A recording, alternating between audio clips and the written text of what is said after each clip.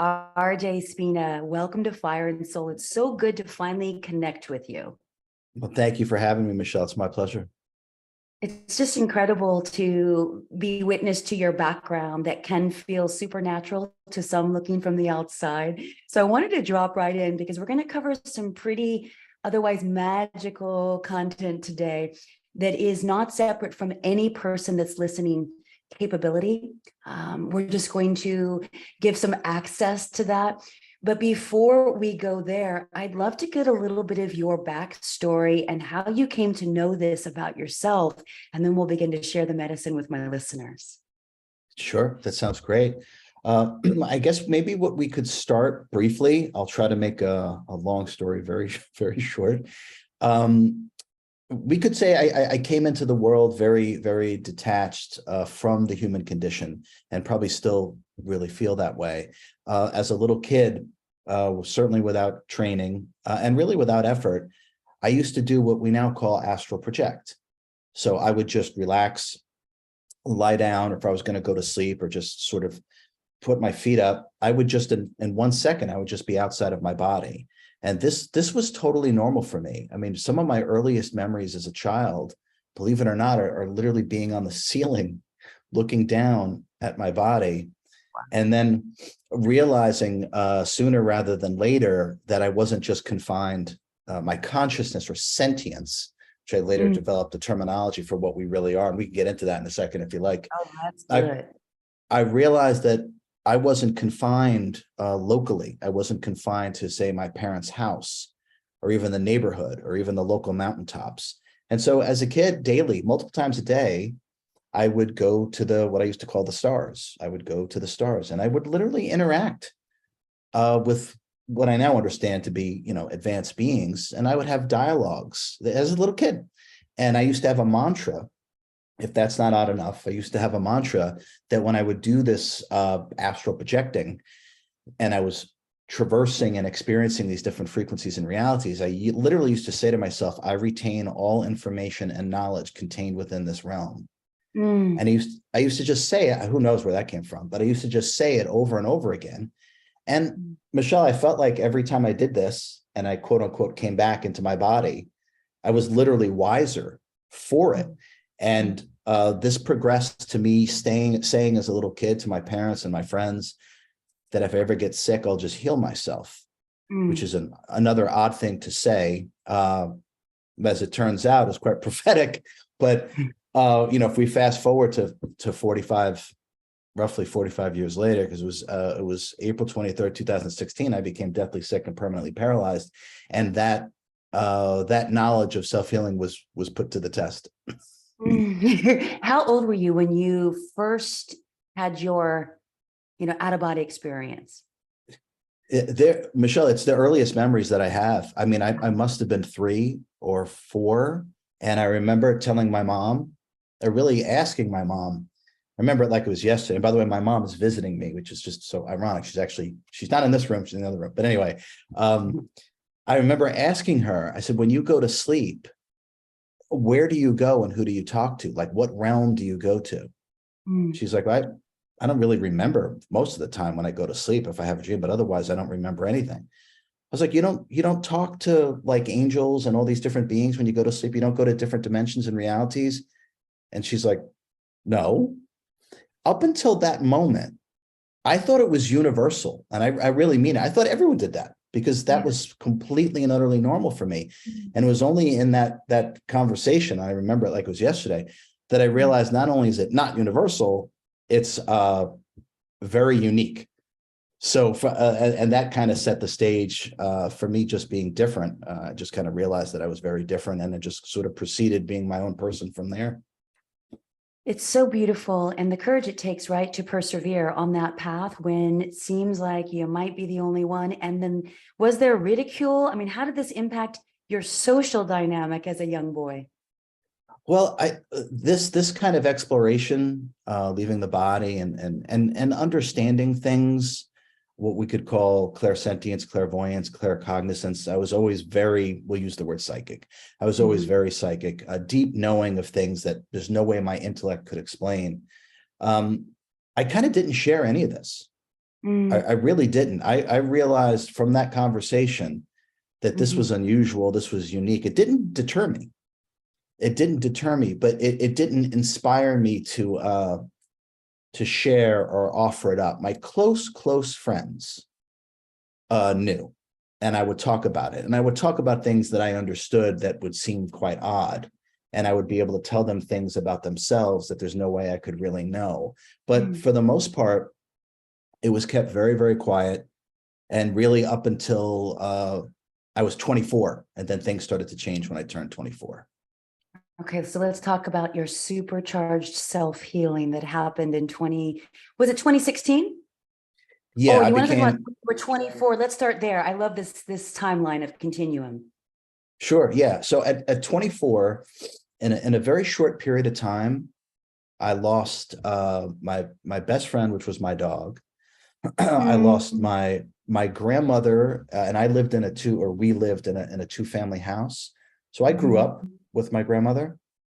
So my mhm, dog passed, my grandmother passed, my uncle who lived downstairs, who I was very close to, he passed. My best friend from high school, he passed. My sister's husband also mm, passed. This was all in a very, very short period of time.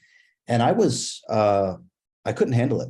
I was totally distraught. I was beside myself, to be honest.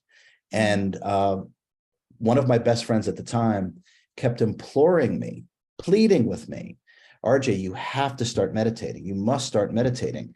And I was just so despondent and upset. I was just like, well, what is that going to do for me? Is that going to bring my friends back? It's like this just doesn't make sense to be here anymore. I'm so upset, and that I couldn't do anything to help them because I felt that I could, and I couldn't access it. So I remember at 24, he pleaded with me to meditate. I said, fine, I'll just meditate. I wanted him to stop. Actually, so I said, fine, I'll go meditate. And I went home that night, and I was kind of resolved to just saying to myself, okay, I'll meditate. And then that's another thing I could check off that isn't going to do anything for me, really. It's not going to bring my friends back. So what's the point? But I'll do it anyway. And as soon as I sat down, something happened. I felt it. It's like something came over me. And this is a meditation that I still teach to this day. I mm, sat down, all of a sudden I was in this interesting meditative pose. And all of a sudden I just put all of my energy into my third eye. And it mhm, literally just completely opened up. A screen drops down, it completely opened up. And in that moment, I saw things about myself mm, that made everything, my entire life made sense in about 12 seconds. mm, I don't really want to be specific about what I saw, but I understood myself, why I was leaving my body as a kid, why I can do, well, these odd things, understand these odd things. It was at that moment in about 12 seconds. It's almost like I got completely aligned to who I am. And that mm, was really the beginning of, I guess we could call a profound awakening. And there's mhm, many levels to these things, but that was definitely the beginning to a profound awakening. And it also unlocked the ability for me to sort of start to deconstruct what it is that I do in terms of mm. meditation and going up in frequency and things like that. And so therefore I could be able to teach it. And that was kind of the start of me teaching and giving past life readings to people. And it happened through that meditation out of desperation. It happened from that meditation when I turned 24. RJ, it's so amazing all the life and lives you were able to live and reclaim by 24 years old, which is a very minute amount of time on planet Earth. I'm curious, at that point, did you have a title or an explanation in a one word, like a one simple sentence of what you do? Because all of this combined is like, it's hard for the human mind to grasp all of this. Yeah, I've been asked that. I'm kind of I'm uncomfortable with titles. Yep, me But too. if we had to, I'll be quite honest, you can literally think of me as a timeless teacher of humanity. And Mm, that's actually quite accurate. It's quite mm. accurate. And again, the specifics don't matter. They really don't. But that is an accurate and fair way to describe, I guess, what I am or what it is I do as a timeless teacher of humanity. I so get that, by the way, and that's a beautiful, all-encompassing frequency, really, Mhm. channel. And with the titles, oh my gosh, it's like, am I an Instagram's title these days? Like, there's been such a massive deconstruction in my own awakening that, of course, is not finite, that it's like I really struggle and resist any particular label or box. And I really feel like that is the frequency that many of us are being pulled into now, which is, tell me what you think I am, right? So Yeah. all I know right now is I'm just really grateful to be in this moment, and I'm excited to continue in this timeline, so that our listeners can get access to what is not freaky and unique to one person having an awakening when they were a young child and connecting those dots in meditation years later through so much profound loss. So continue on. This is wonderful. Yeah, that was kind of the start, Michelle, of what we could call as an awakening process. And there have been many moments of another, we could call it another level of profound awakening. And this continued into my 20s, into my 30s. I had normal jobs like everybody else. I used to teach sales to corporations, help their sales force and customer service and things like that.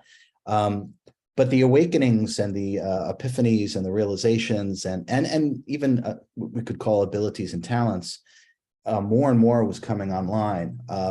And the very last so-called job that I had, and that kind of takes us into when I became air quotes, permanently paralyzed. The last job that I had, I was teaching sales and customer service and things like that. And it was there's about 75 employees, maybe upwards of 100, something like that. And I would work with them all the time and teach them. And they literally would call me master and sensei at work. And so I didn't think anything of it at all. I knew why they were doing it. It was out of respect and love and things. I didn't ask them. And they would call me that. And then one time, the CEO of the company at the time was next to me, and people were coming by and, yes, master, yes, master.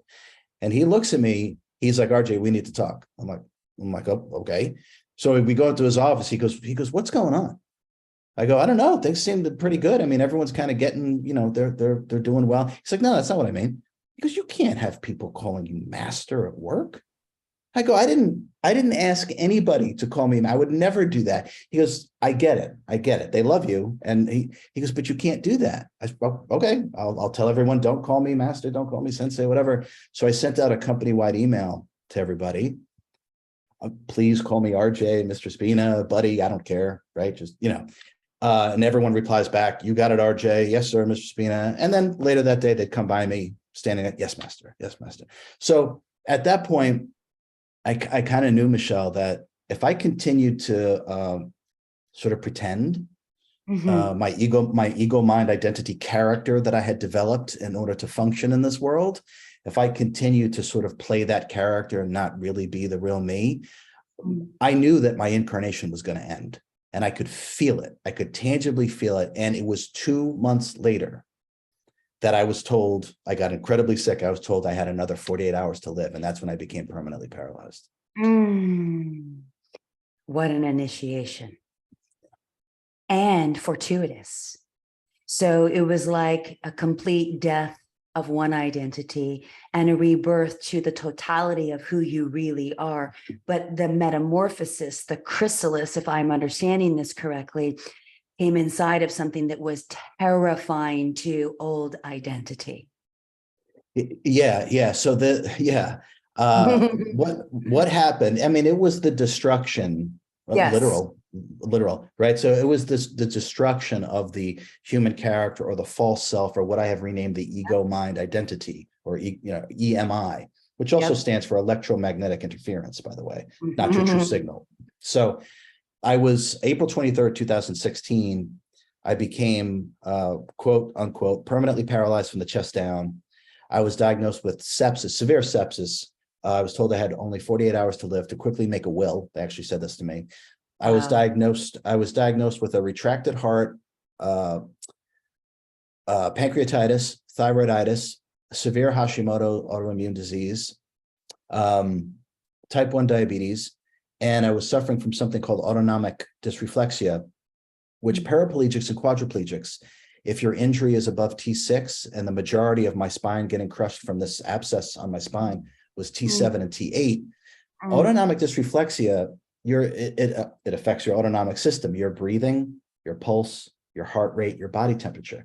So mine would just go haywire, just completely out of the blue. I'd stop breathing completely. My pulse would plummet. I would drop 5 degrees in body temperature in like less than 10 minutes.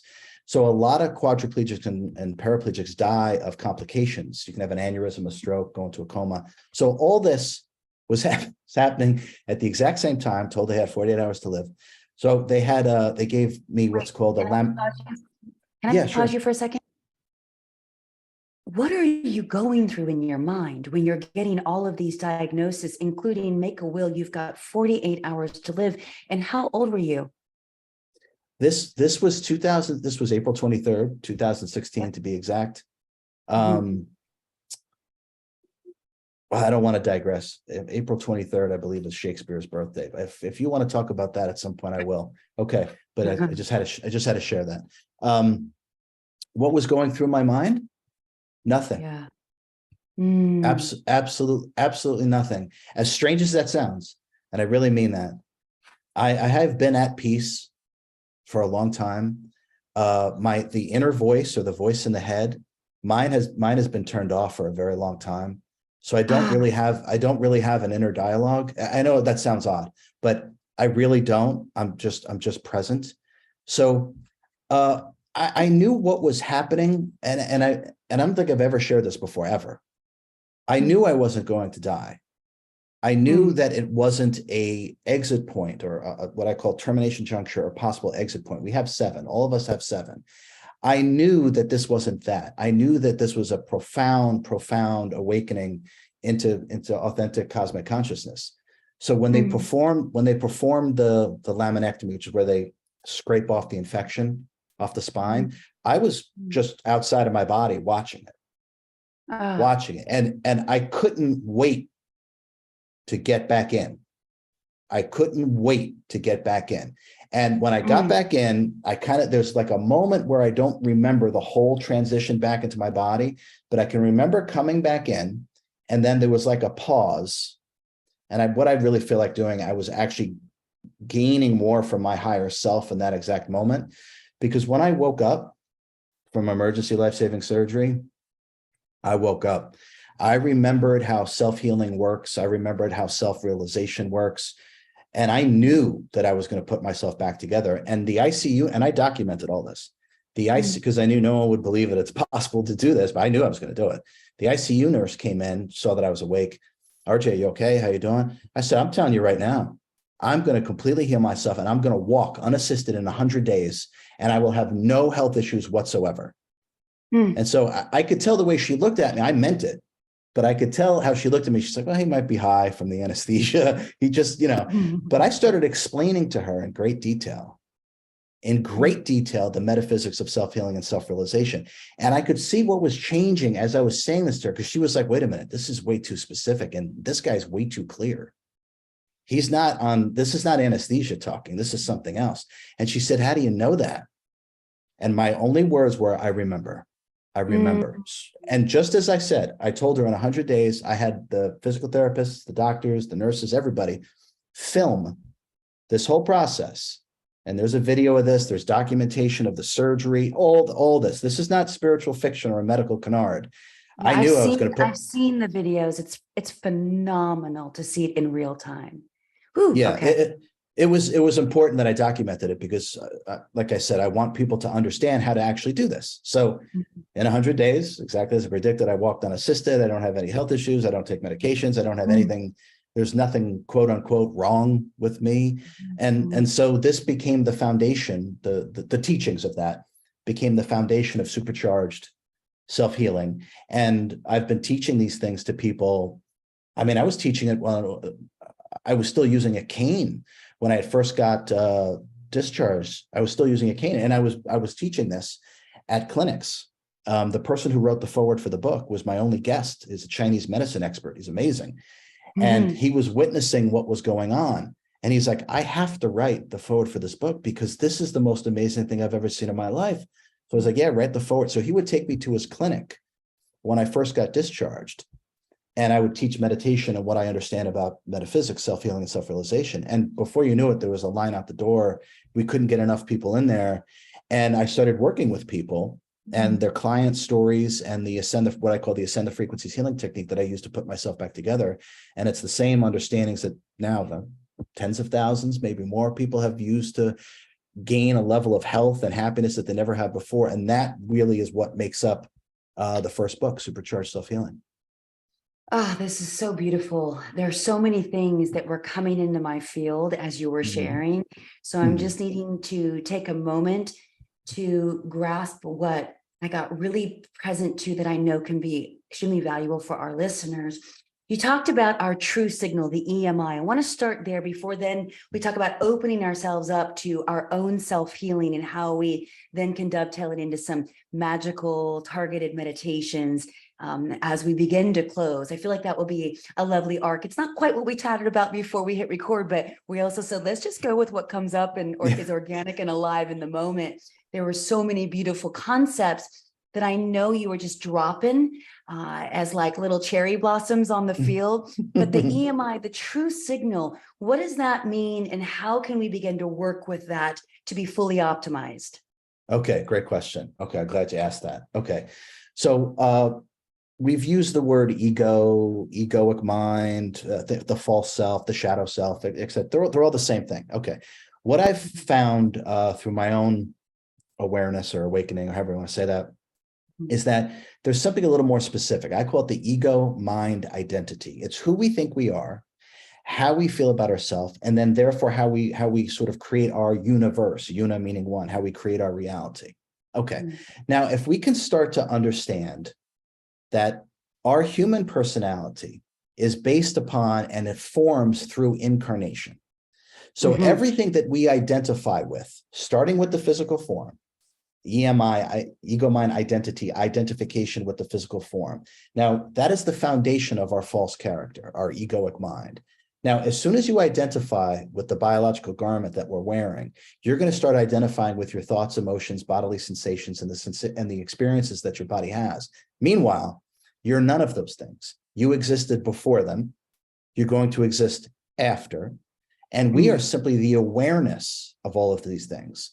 Now, if we add all together, all of our identifications, beliefs, concepts, ideologies, so-called knowledge, and starting with the body, if you put them all together, that is your ego mind identity. It's all the things that you have aligned yourself with since you got here. None of it is actually you. Now that creates a we could call it a low frequency force field or electromagnetic interference, because the signals are everything that's coming outside of you, beliefs, concepts, ideologies that we align ourselves that's here. So it is a false signal from a purely physics perspective. That's why it also stands for electromagnetic interference. Now, what we really are before we got here and what we'll be when we're done being here is the true self. That is the signal that we need to align our mind and body to. And this is what we call awakening. And eventually, if you continue with that sort of process, this is what enlightenment, self-healing, and self-realization actually produces, right? So it's the letting go or non-identification with thoughts, emotions, bodily and bodily sensations, and realizing the tangible truth that you're the awareness of these things. You're not the thing. One cannot be the awareness and the victim at the same time.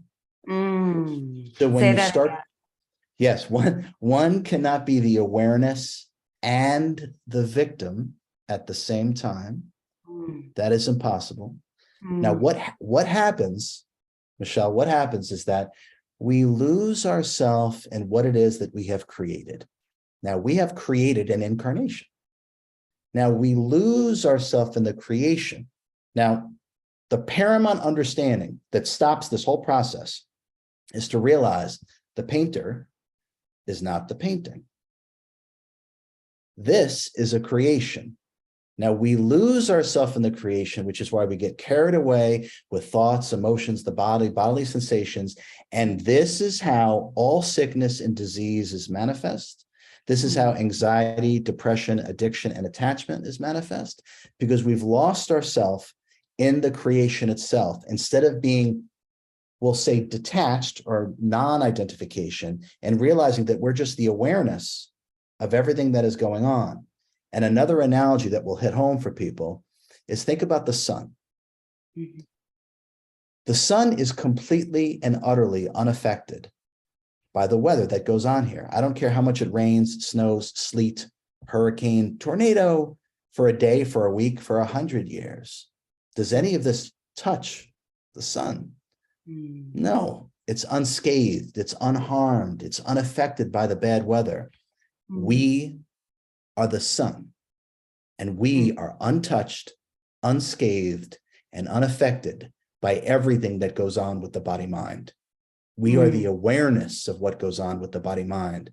And when we lose ourselves in identification with what goes on with the body-mind, we create the experience of suffering. And along with suffering comes sickness, disease, decrepitude, and eventual demise. But the truth of the matter is, all of us are the sun, and nothing here touches us. Nothing. So beautiful. A couple questions that just came through. Curious. One is another way to look at true self, according to your interpretation, also soul? Another good question, Michelle. Okay, so soul, right? The word soul has been around who knows how long, right? Okay, what I've discovered is that, from my perspective, it's not really accurate. Okay, what we have called the soul, or most people still call the soul, is two very distinct things. Okay, so what we really are, when we talked about this in the very beginning, what we really are is what I call sentience. Okay, sentience is a divine intelligence. It's our level or amount of love and wisdom whose subsets are our talents and abilities. That is what we all are. Okay, that sentience is an indirect fractal of God. And I say indirect because we're a projection from our higher self. But that is what we truly are. Now, this sentience, this creator being, the I am, if you will, this I am, this creator being, the sentience is given energy, an allotment of energy to create. That's the energy that we use to think, emote, animate the body as I talk with my hands, and create experiences for ourselves. Now, we are not the energy. That's the gas in the gas tank. So the whole key for me, the soul, is those two separate things. We are the sentience given energy. Now, the issue becomes when we identify with what it is that we create. And that's why I said we lose ourselves in the creation.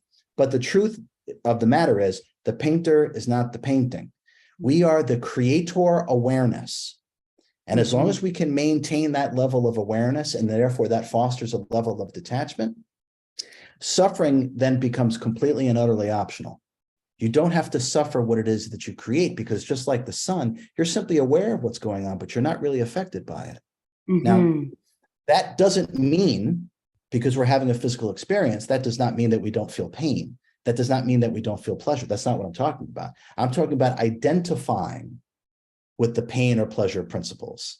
We're still the awareness of it, right? And we know something feels good because we're the awareness of that sensation. We know something doesn't feel good because we're the awareness that it doesn't feel good. We're not the thing itself.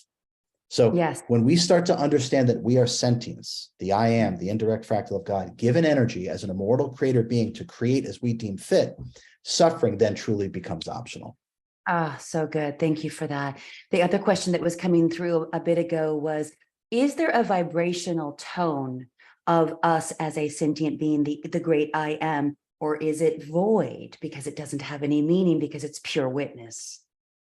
No, it absolutely does. So this is where, okay, from in the beginning, or for most of us, or maybe almost all of us, in the beginning, the meditation is that inner stillness and silence, right? Or proper, at least from my perspective, proper meditation is the space between thoughts, right? Okay, so it's inner stillness and inner silence. Now, I promise you, if we go deeper into that inner stillness and inner silence, there is a polyphonic symphony.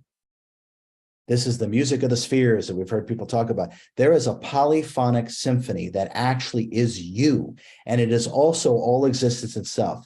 A vibration is another name for information, and that information is our level of love and wisdom, whose subsets are talents and abilities, and it produces sound, and that emanation, that sound, is what creates form.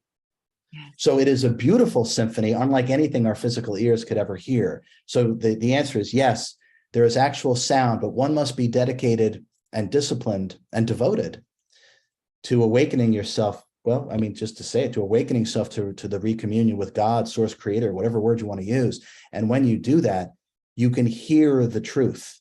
Not only feel it, you'll actually hear it. Oh, this is just music to my ears. And it's amazing because I've connected with you through Paul Selig's publicist as well. Sarah, I love her.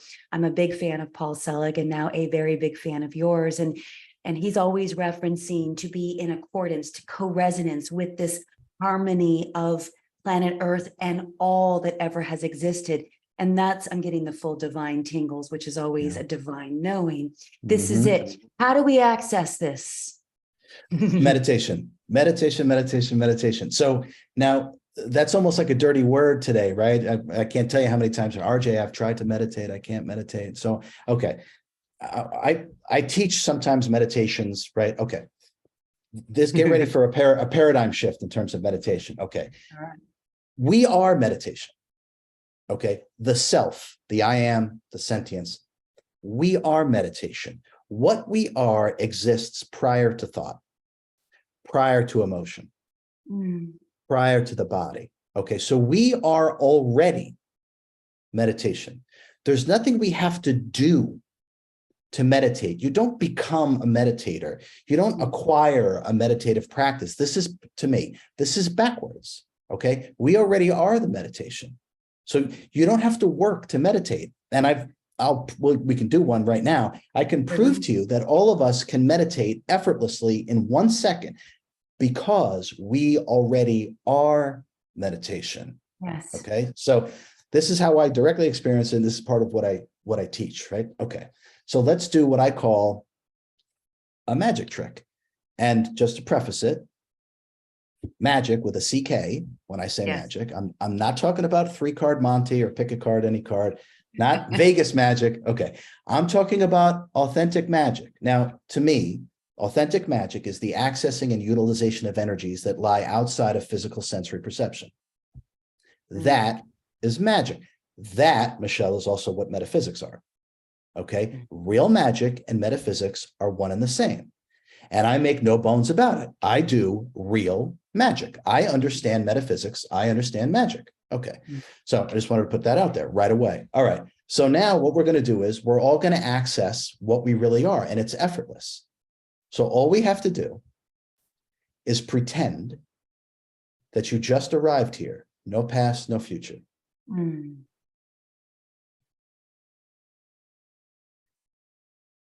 The mind stops. Infinitely expansive, though. Yeah, the mind stops. Yeah. There's nothing. Just stop. Nothing. Right. That's because thinking, electromagnetic interference, thinking is past, future, past, future, past, future. You are timeless. You are timeless. So when you pretend that you just arrived here, no past, no future, that voice in your head, which puts the spell over you, that voice in your head stops because it needs a past or a future to exist. So in 1 second, by just pretending that you just arrived here, no past, no future, the thinking mind shuts off. I felt so it. So we go from the paradigm shift of, oh, I can't meditate, I can't stop thinking, I've tried and tried and tried, to in 1 second, you can't think. Right? So, and we'll do one more because they take 1 second, right? So I love teaching magic. Okay. So another one to do is, right? Just pretend your two physical eyes are not connected to your thinking brain.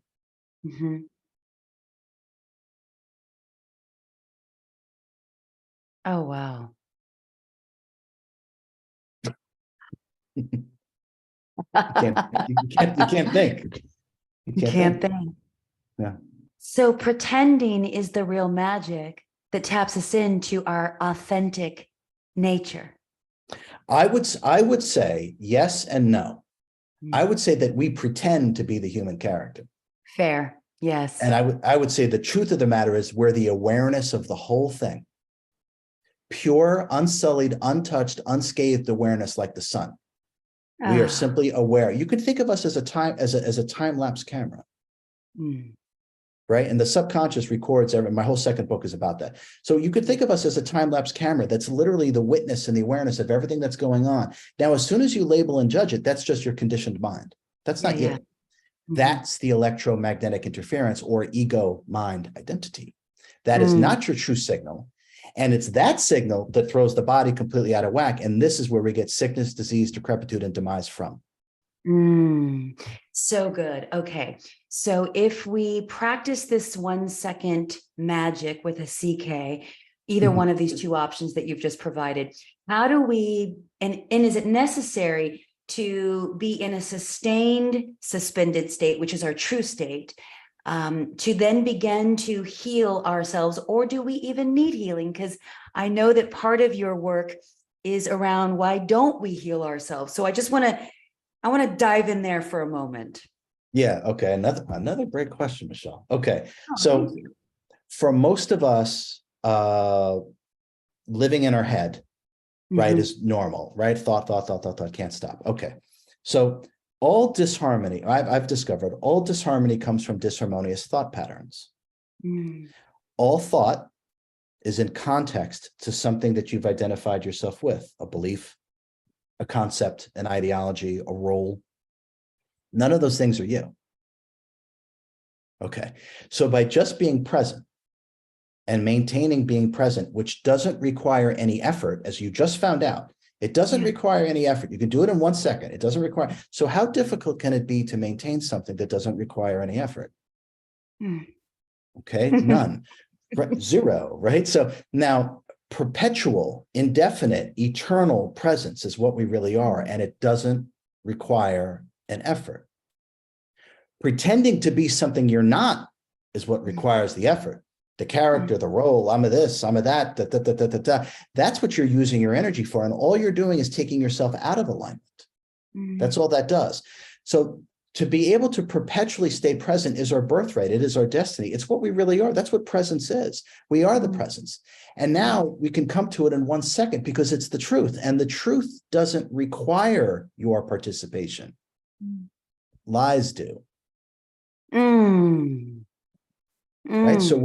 So when we sit with this, Michelle, and we realize it doesn't require any effort, every second that you are authentically you, and you can think of that as being present, you're healing yourself. Every second. This is so good. Now, why do you think, in your own experience in helping tens of thousands of people around the world with all different types of different disharmony and disease in the body, are so many resistant to the simple truth being so profound and transformational? Why do we resist still the dirty word of meditation and even presence? It's so not sexy, right? In marketing, I come from an old world of the 7-figure coaching, do it this way, here's the proven process. And now I don't do that after, part of my profound awakening is like, there isn't just one process. But I have come to know that all of my power can only reside in the present moment, which is where I can be in peace, right? So you're speaking the love language of everything we've been covering here on Fire and Soul, which is why I was so excited to have you. But why is there so much resistance? Are people attached to the identities of the suffering? Yeah, you nailed it. Yeah. So it's the ego mind identity identification. Right. Yes. For many people, their sickness or disharmony or disease is the longest standing relationship that they have. Yes. So it's home in their human form. It is too big a blow to the ego mind to let go of the identification to the ill health. Okay, that makes perfect sense. Yeah. So it's almost like, without that, what do I have? I need something to hold on to. Right. So for many of us, even if it's wildly uncomfortable, at least it's familiar. Yeah. Right. So it's too big a blow to the ego mind to just let ourselves surrender and experience the truth and realize that you're none of those things. And it would be remiss of me not to say that our mind is brainwashed and programmed into believing a whole bunch of falsehoods about how things actually work. Now, remember, I won't go into that. Okay. You can actually, that would be welcomed conversation here. Okay. There is, most people are aware of this. Okay. So the level of brainwashing and conditioning that goes on this planet is almost unfathomable. Yeah. It's almost unfathomable. And it's what I call perception management. Okay. So what does Yes. that mean? What does perception management mean? Okay. If you manage the information that is perceivable through the five physical senses, you completely control the species.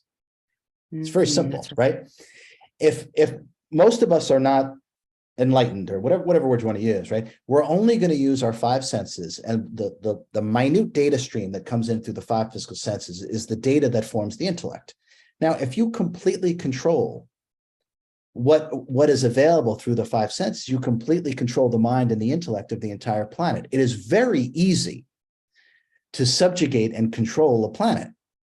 It's simple. And this is an old trick, by the way. It's very simple to do this. What's difficult is to liberate the planet. That I promise you.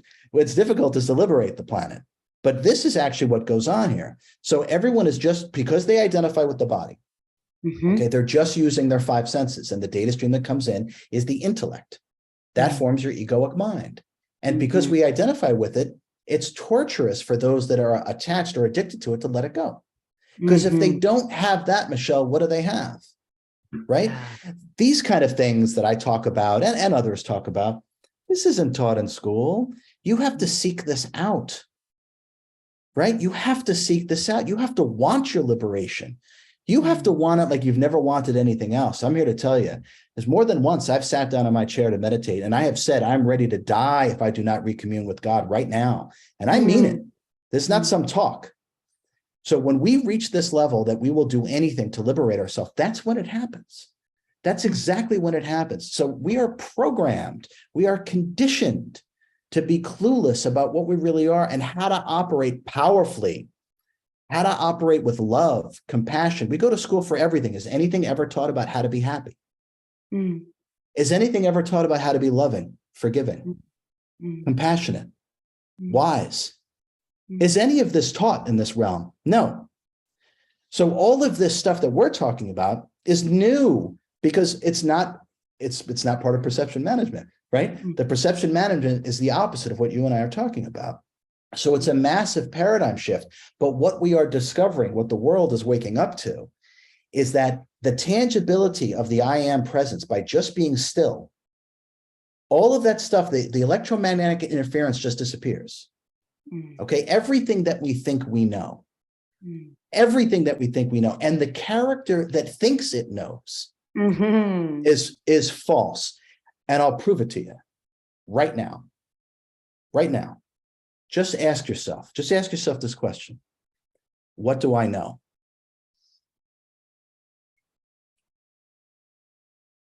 Did you get the answer? Nothing? It rushed in. Yeah. Nothing. Sit with that for a second. I love that answer. Yeah. Nothing. It's very humbling. This is an illusion. Yeah, just like your character. The false character is built from this illusion. And all we have to do is question it. It's like shining a light on a shadow. Where does it go? It disappears. Exactly. Right? This is all it takes. This is the beginning. This is the starting line. Once we start working with this, we can do anything. And the books and the courses and all the stuff that I do takes us past the starting line into all these different states of consciousness. And the superhuman is what I'm interested in. Being able to do anything. The I am is immeasurable. It has no limitations. None. Neither do you. And this is what I'm interested in. Putting a destroyed body back together, talking to God, everyone can do this.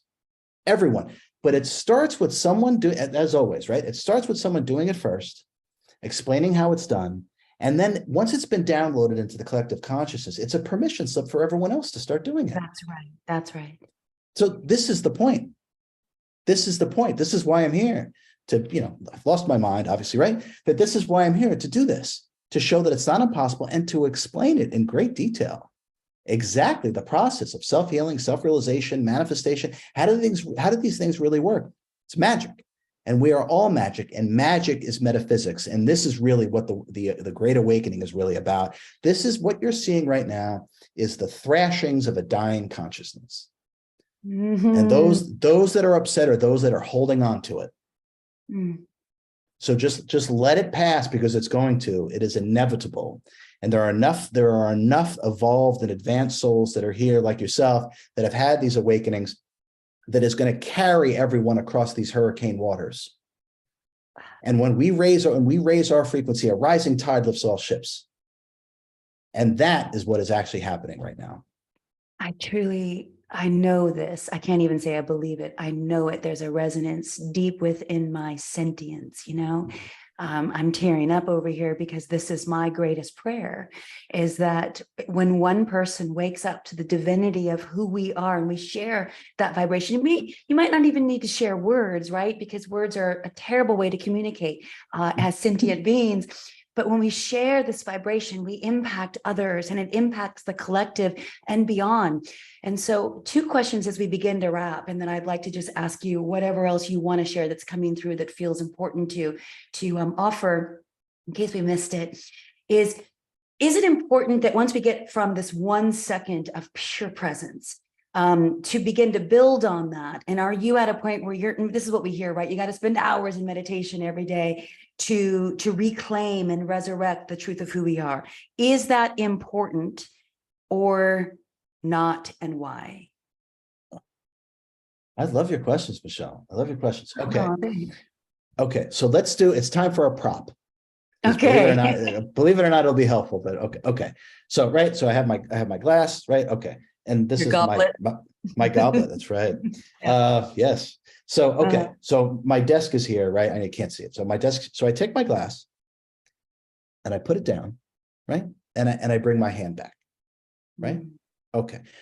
And this will make sense in about 20 seconds. What I don't do is put my glass down and then hold it there. Gotcha.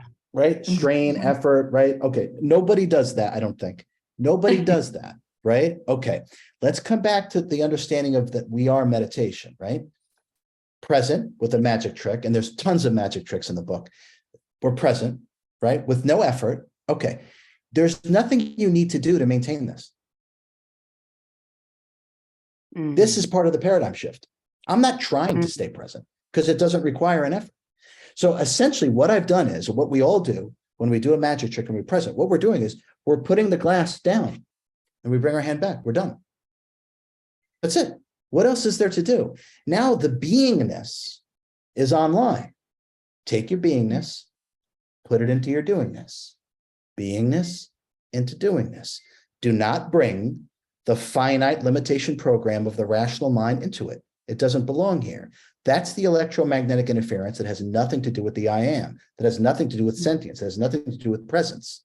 So it is as simple as putting the mug down, being present, bringing your hand back, total relaxation.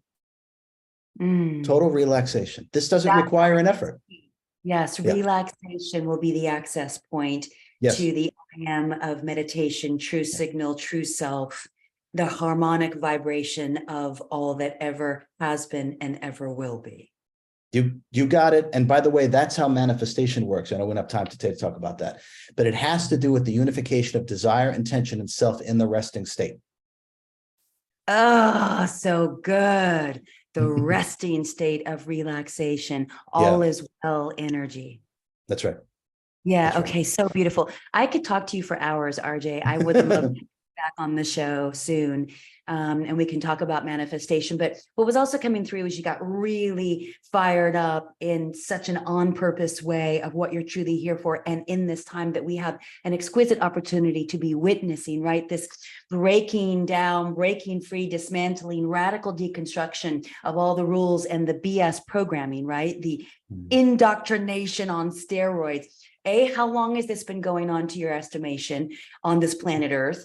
And B, do you really see that there is a true awakening that will shift the tide, break us free in a collective liberation? This is a serious question, but you're a serious man who gets it. So I just have to ask you, in your experience, what are you feeling into? Okay. I feel like I'm repeating myself. Another great question. So, okay, okay. Without me going on, and anyone who knows me, as you now know me, I go on and on. Okay, there's much to share. Same here. So made of the same milk. You're company. Okay, let's look at things go in cycles. Okay, consciousness goes in cycles. Okay, so the image I'd like to use is a flower, right? So a flower comes up, starts to bloom, fully blooms, and then it starts to decay, right? Disappears, goes back into the then it comes back up again. Okay. So start to see consciousness like the flower. It cycles. Okay. And some of the Hindu masters called this yugas, right? There's a very difficult book to read called The Holy Science that was written by Sri Yukteswar. Sri Yukteswar was the guru to Paramahansa Yogananda. Paramahansa Yogananda. No, there you go. Okay, so Paramahansa Yogananda is an incarnation of an authentic ascended master. Sri Yukteswar is an incarnation of an authentic ascended master. And by the way, Sri Yukteswar was also King Arthur and was also Akbar the Great, for those that don't know that. So, and ascended masters are the true timeless teachers of humanity that keep showing up over and over again. I know the belief system is that we channel them, and you can, but I promise you, they keep showing up over and over again because they are true timeless teachers of humanity. Okay, so if we look at cycles, and Sri Yukteswar's book is beyond brilliant. It's also a very difficult read. Okay, so I'll try to summarize the understanding that Grand Master has. Okay, think of the flower right now where we are in our timeline, where you and I are right now. The flower is just opening. The flower is just blooming. Okay, we have done this countless times, over and over and over again. Now, the reason why that we do this, to add real depth and context to why this keeps occurring, well, how come it just doesn't bloom once and we're done? Okay, no such thing as done, by the way. All right, so imagine that we're looking at a statue, a real, three-dimensional statue, and we're looking at it, right? Okay, our job, the mandate of existence, is to know thyself and all thy infinite potential. That's the only mandate that existence has. Okay, so our job is to know this statue completely, every nook, every cranny, from top to bottom. Nothing escapes us, right? Okay, so we map the whole thing out and we're looking at it head on, right? From top to bottom, Michelle, we have mapped out every nook and cranny of that statue. Mission accomplished. Wait a minute. What about looking at it from the back? Oh, okay, I didn't think about that. Let's do this whole thing over again. Takes about 26,000 years, by the way, 25,200 to be exact. Let's map out the entire back now. Every nook, every cranny, every single thing about this. Let's map out the whole thing. Got it. Wait a minute. What about looking down at it? Holy cow. Okay, now we need to do it again. But all right, so you get I won't go on and on. You get the idea. Yes, okay. yes. So what we are doing is understanding ourself, understanding existence itself. And we have to understand it every nook and cranny, from every possible angle, from every possible frequency, from every possible reality, from every possible parallel condition. You start to realize this becomes endless. You start to realize that this becomes endless. Now, we associate these things with time, all right? But it's thinking that puts you in time. Thinking is what creates a past and a future. Yes. It also creates the delusion and illusion of knowledge. Now, when we start to master ourselves in the way that hopefully that I am teaching, we don't put ourselves in time, which what this means is now everything becomes accessible. Everything is now accessible. When you put yourself in time, everything becomes a process and everything becomes linear. First there's A, then there's B, then there's C. Nonsense. Nonsense. That's not how things actually work. So when we start to master our energy by doing these magic tricks, we're going to start to be able to touch, commune, and connect with the greater reality, and therefore greater understanding born of our higher mind. We're going to leave behind all of these limitations, which is also part of what this awakening is. So we have done this grand awakening many, many times. It's never been as profound as this, because every time that we do it, we've gotten better at it, and it's accelerated, and it's more powerful.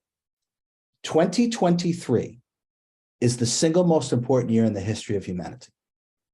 The single most important year ever for humanity. And 23, from an occult perspective, and let's debunk what occult really means. Occult comes from oculist or ocular, or those that can see. So occult information is really born of those that actually have a completely illuminated third eye. It comes from ocular. Now, 23, and that's what all these esoteric teachings come from, those that are truly awakened. Okay. 23 is significant because it has to do with physical immortality. 2 is mind, body, 3 is mind, body, spirit. 23 is when we actually advance past the frailties of the ego mind identity and actually taste our own immortality. 2023 is the most important year in the history of humanity, and it's why I'm here. So when we start to understand these things and work in this way, we're going to leave behind everything that we have been suffering from through the identification with it.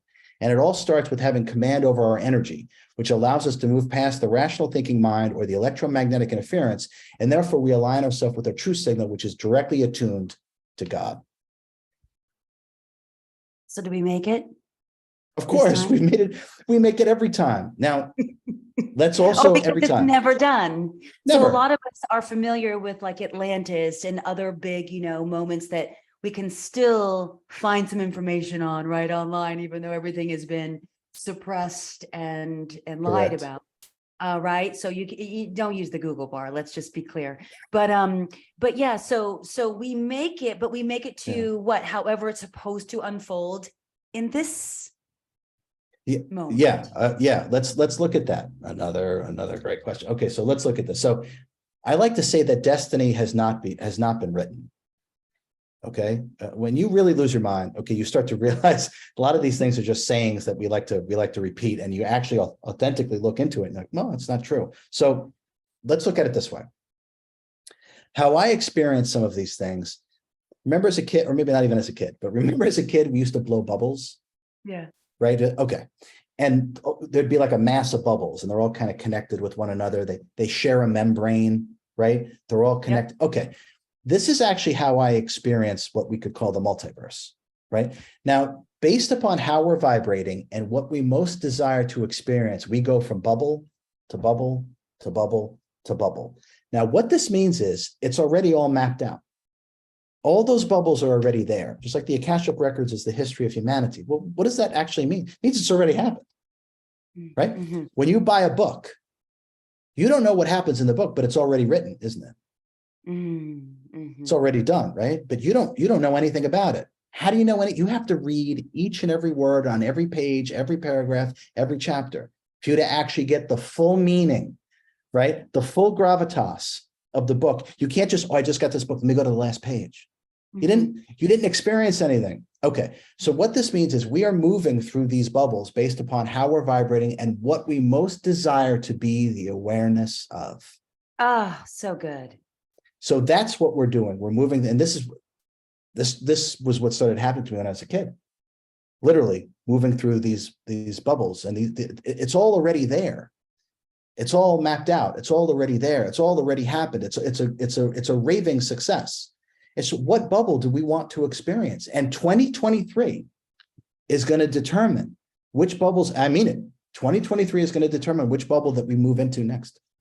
Okay. I want to ask you a question, and not to disrespect you and the genius coming through you, as me, as us.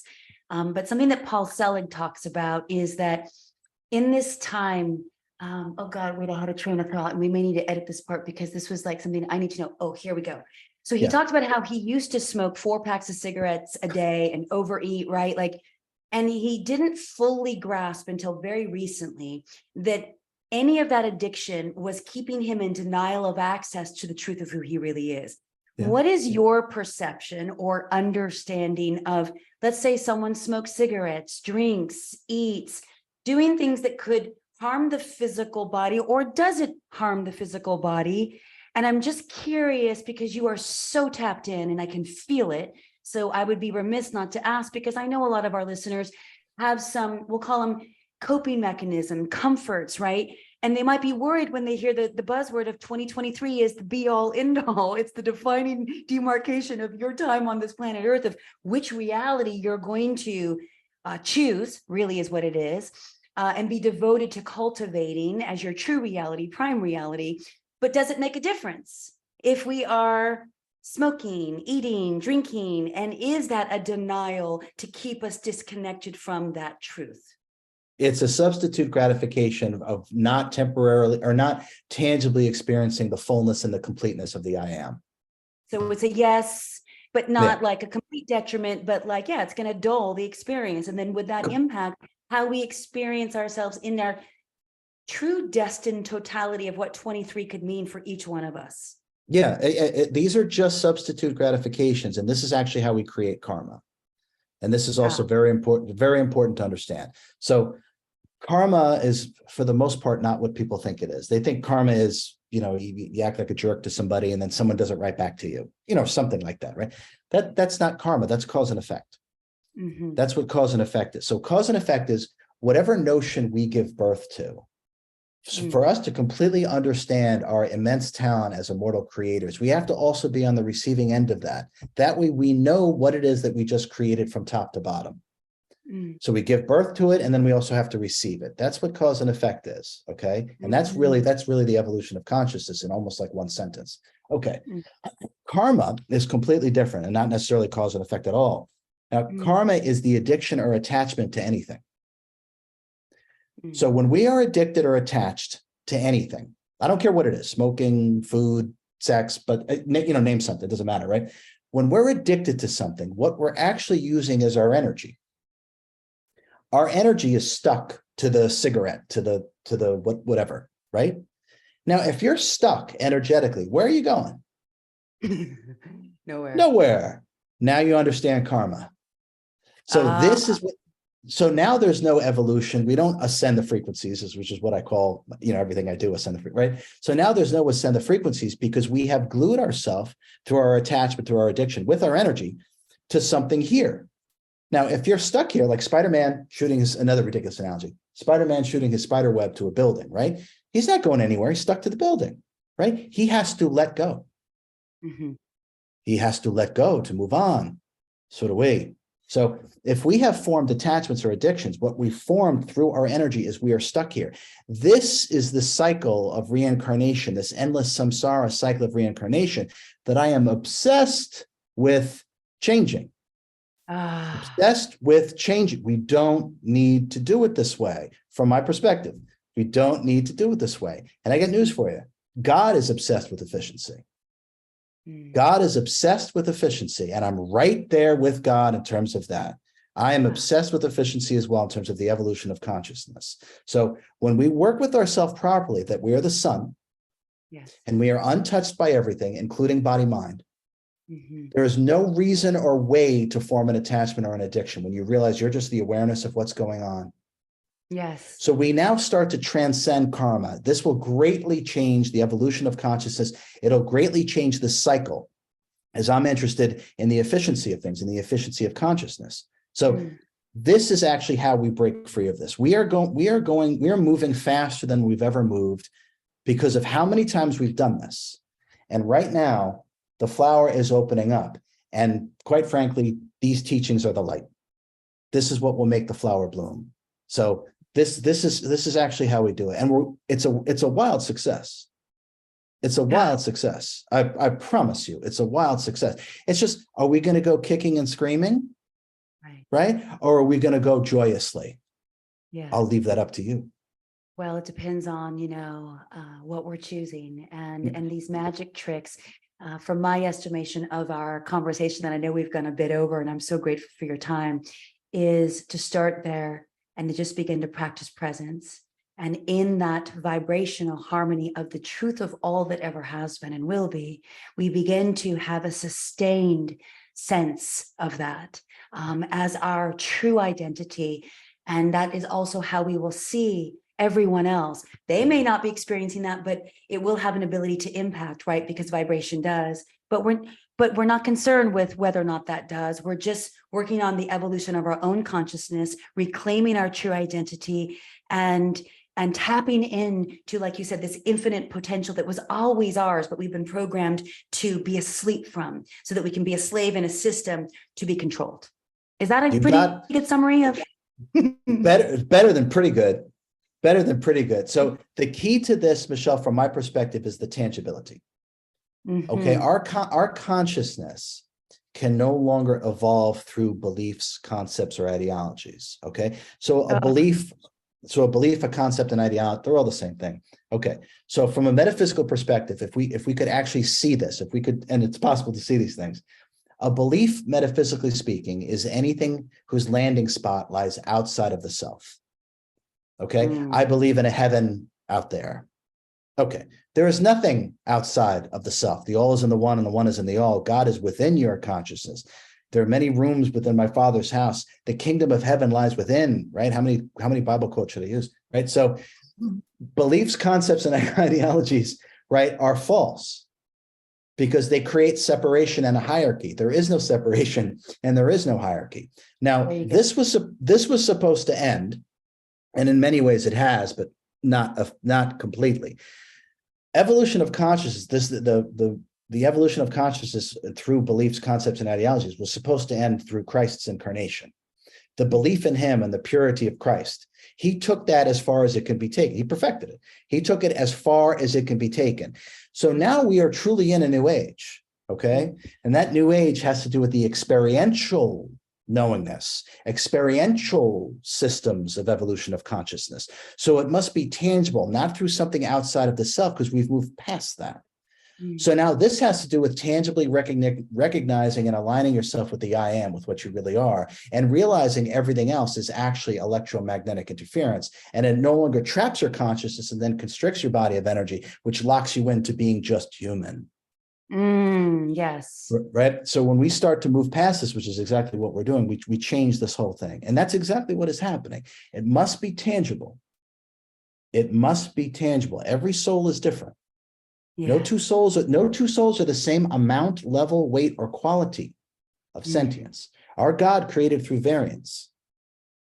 Right? You look at a dog or a cat or whatever, not the same level of sentience as you, not the same level of sentience as me, right? I mean, this is rather obvious. You look at a tree, not the same level of sentience as you or me, right? Okay, variance. God decided to create and learn about itself through variance. Now, the most important thing in terms of guiding others, if that's the right word we want to use, right? Think of a room, pitch black, right?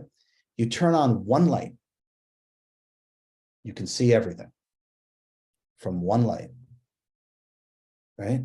Okay. Authentic enlightenment or self-realization or cosmic consciousness or self-mastery, whatever word you want to use, doesn't really matter. That's the light going on. And now everyone in that room can see rather clearly. And that inspires them to be able to do the same thing for themselves because now they can see clearly.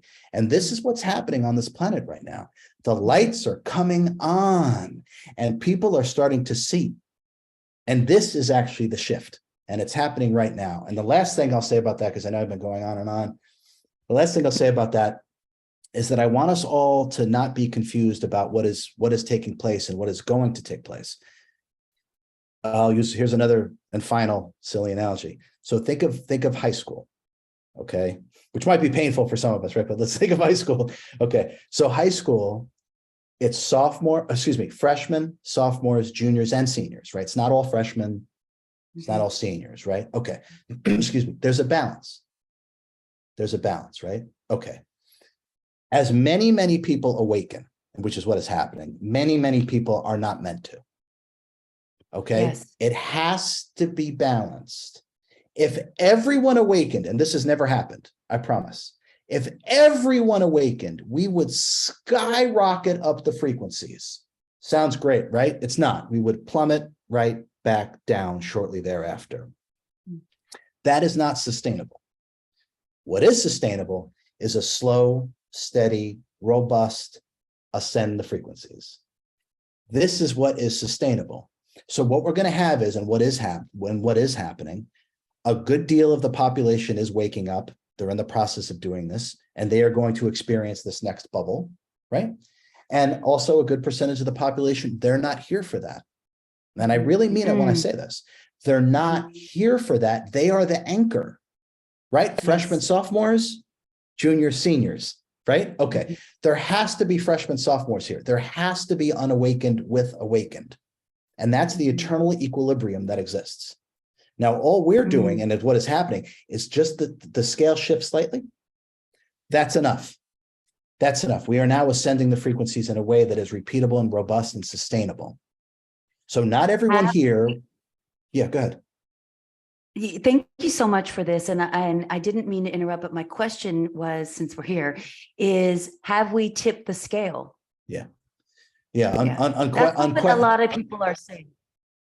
Yeah. Unquestionably. Now, it's very skewed because the perception management. It's very skewed because of perception management. It would appear, if you're on social media or watching the news, and if you're still doing that, please stop. It would appear that if you're on social media or the news or things like that, then, oh my God, it's a disaster. No, it's not. That's the reality that they want you to see. The true reality is that the planet is shifting into a higher state. They want you to think, believe, feel the opposite, and therefore create that for them. So it's like, here's the belief, believe in it, and then we build it for them. Yeah, please understand. Totally. Yeah. Right. Please, everyone, please understand what I just said. Okay. It's in this. case someone's driving and got kids in the back, can you just explain that in a slightly different way? Yeah. Okay. So if something is presented to us on the news, on whatever, right? Something is presented to us, right? The idea behind it is that we believe it's real. Yep. And by believing it's real, we then act, think, feel, and take actions in accordance with that, thus creating that belief. Gotcha. Thank you. Yeah. And that is the oldest trick of black magic ever. Yeah, that's black magic. It sure is.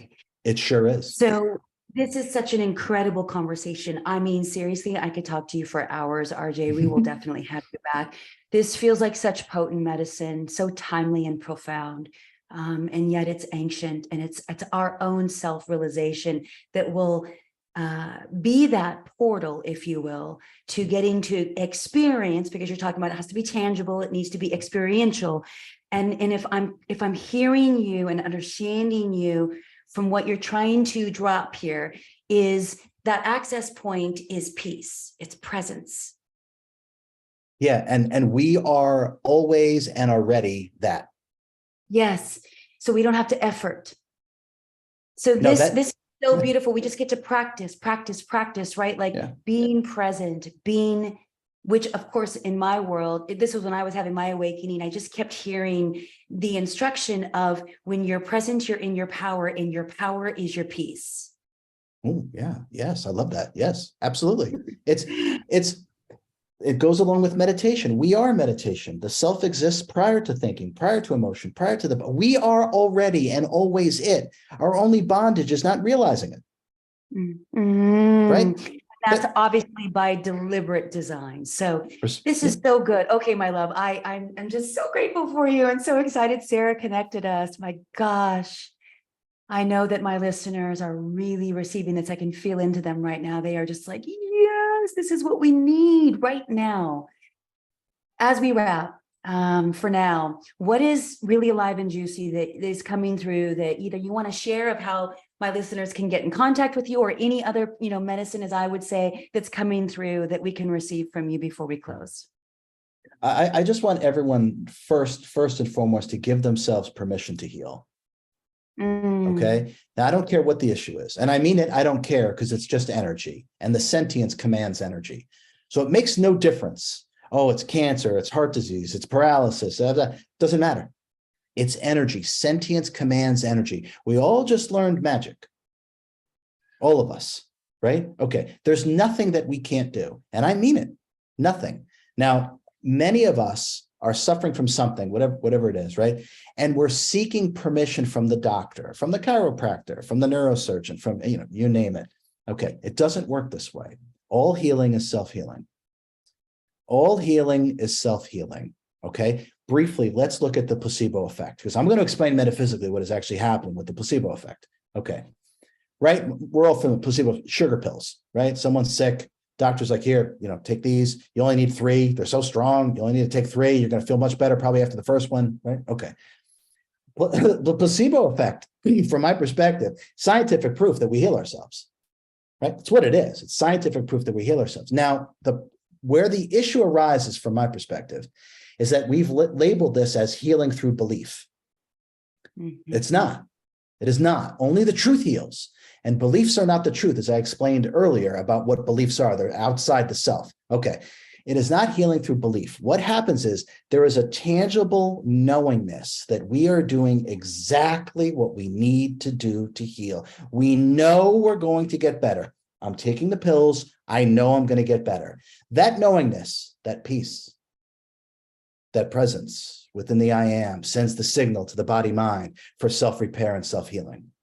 Now, and that's how the placebo effect really works. Now, what we do is we disempower ourselves by thinking, I need to work with this doctor. I need to work with RJ. I need to, whatever it is, we disempower us. Everything is a permission slip. When you are ready to heal, you will. When you're not ready to heal, you won't. It's that simple. It doesn't matter. So what I want everyone to do right now, because your doctor might not give you permission, or your neurosurgeon. Yeah, there's no money in it if you get better. There you go. Right. It's a terrible business plan unless you have repeat customers. So healing is right. Forget healing. Right. Okay. So I know I didn't get permission to get better. My neurosurgeon told me it was impossible. All the doctors said, this is, RJ, not only are you paralyzed, you're always going to be really sick. This is just the way it is. Nonsense. Complete and utter nonsense. I know better. Okay. Give yourself permission to heal, because your doctor won't give it to you, or your wife or your husband or whoever, your clergy. I don't care who it is. No disrespect to them. They're not going to give you permission to heal. You must do this for yourself, and know that when you're done with whatever it is that you're identified with, you will move right past it. And then at that point, it doesn't matter if it's because, oh, I'm green juicing. Oh, I'm working with RJ, or, oh, I'm doing X, Y, Z. Those are permission slips. Those are the placebo effect. All of these things are permission slips. I am a permission slip. I am the permission slip for you to see reflected back to you your own self-realization. That's what this is about. So everybody, give yourself permission to heal, because that's how it actually happens. And then whatever you're drawn to, whatever that is, or organic green juicing, acupuncture, RJ, whatever it is, whatever you're drawn to, that will be your catalyst. And then just use that. So, oh, I'm doing carnivore diet. Oh, I'm doing this. It doesn't matter. Listen to me. It doesn't matter. It's your permission slip. It's a sugar pill. Yes. It's once you give yourself the knowingness, not belief. Once you give yourself the tangible knowingness, the presence, the peace, you give yourself that, the body mind must respond in kind. And guess what happens? Healing. That's how it actually works. I can think of so many people that I love with all my heart who tune into this show that needed to hear that today. In that exact way, because of the evolution of where we are and where we started and where we know we are being drawn, right? Which is so beautiful. And it seems also that first is to get clarity around an identity that you're attached to, of this prognosis, this suffering, this pain. And once we can do that, then we can get back to the present moment, to our peace, and to our ability to heal and self-actualize. This is so beautiful. I'm going to leave all of your information in the show notes. I know you've got the book, I'm now going to just like highlight everywhere and get all these magic tricks and just start to practice, because that's it, right? Meditation is a practice. So just staying in the present moment. It's so beautiful. Is there anything that you want to button us up with? I know we've gone way over, but I've just so enjoyed every moment. Just trust that you are already it. Feel it, right? Feel that. And you can feel that through when you're present. You can feel that you're not lacking anything, that you're not wanting anything, that you're not bereft of anything. In the present moment, in the full now, the I am becomes tangible, and that I am is immeasurable. It's whole and complete as it is. It's lacking nothing. It wants nothing. And this is all what we truly are. It's the programmed egoic mind identity that throws everything out of whack. So the more that we do these magic tricks, right, to bring yourself back to the present moment, I promise, okay, I promise, in the beginning, being present is difficult because we're so out of alignment. I get it. The constant electromagnetic interference. I'm having a human experience too. I totally get it. Okay. What I also promise is that the more you practice this, pretty soon, just like I use the prop, you're present, that's putting the drink down. Pretty soon, you're not even going to reach for the drink. You're just going to be present. Yeah. Effortlessly, because it doesn't require an effort. The truth doesn't require your participation, lies do. And you will start to feel the truth, the I am, that you are this, and it doesn't require an effort. So in the beginning, practice. The single most important thing that every human, from my perspective, that every human being needs to do is to master being present, because then all of your wisdom, your power, your forgiveness, your compassion, all of it is online, only in the present moment. So whatever it takes to get really good at being present, do it. It's worth its weight in gold. And if you care about yourself, your loved ones, your family, your friends, your coworkers, the animals, the trees, if you care deeply about all of these things, then awaken yourself completely, because that is the greatest gift that we can give to the collective consciousness, is full awakening. Ah, mic drop right there. You timeless teacher of humanity. Ah, so good. Thank you from the bottom of my heart for giving us all of the wisdom that's come through you. You have been chosen as a true ascended master. And I've come to know that the truest, most authentic, sentient beings that are showing up to teach us, to guide us, to show us, they're not always the ones that we hear about on TV, right? This is the type of medicine. This is the type of the gifts that I'm bringing to Fire and Soul. It's like, it's like the true authentic teachings, and this is where we're headed. And so you were supposed to be on, I don't know if you know this, but last fall, and then things shifted, and and I had a 5-month pause. I'm getting the divine tingles as a complete confirmation of this coming through me right now. And there's a reason now I'm so clear of why it had to be here, because I wasn't ready for this conversation. Yeah. Wow. I didn't even know that. Yeah.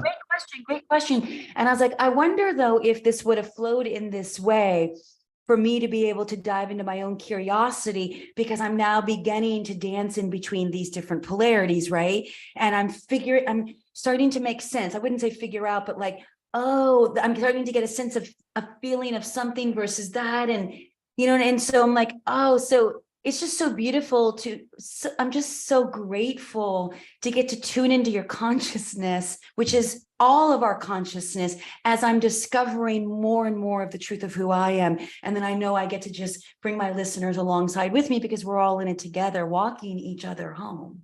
Yes. So just want to say thank you. You are most welcome, and it's been absolutely my pleasure. There's another book that comes out in August, and maybe what we can do is once a galley, a print copy of it is available, I can have Sarah get that to you. You'll love it, I promise. And then maybe we can dive into how to deprogram the subconscious mind and balance the energy bank account for the greatest life possible. That's a yes. RJ, I'm going to stop recording. I am so grateful for your time. Thank you very much for joining us on Fire and Soul. Thank you so much for having me. My pleasure.